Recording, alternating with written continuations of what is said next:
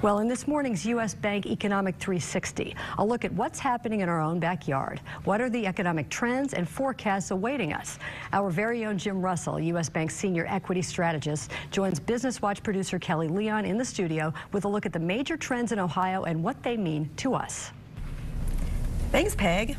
This is a first for me, getting to interview Jim Russell.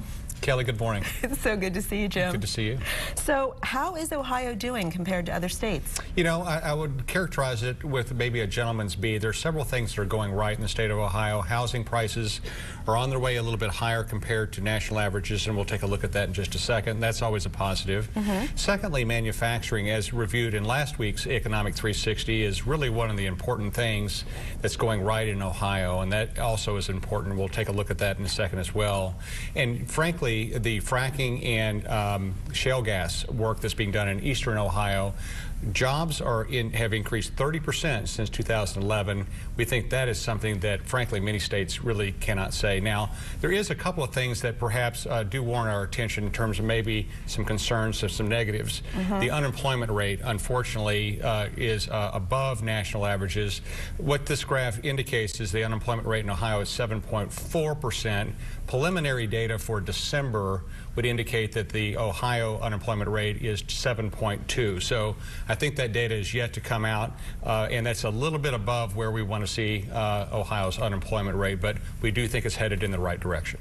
And what other advantages does Ohio have that maybe other states don't? A couple of things were mentioned just a minute ago. Shale gas is something that only a handful of states really have. Ohio, Pennsylvania, sections of West Virginia, Colorado, Oklahoma, Texas, and maybe the Dakotas. So Ohio's in really a select group, and we think that is going to be a positive for, frankly, years and perhaps even decades to come. Manufacturing was also mentioned. Manufacturing is central to Ohio's well-being, and you can see actually the geographical location of Ohio is very important. Ohio's location exposes 60% of the U.S. and Canadian population to a 600-mile radius to Ohio. So we think that's very important. Call that a healthy day's drive. Very important for the manufacturing complex as well.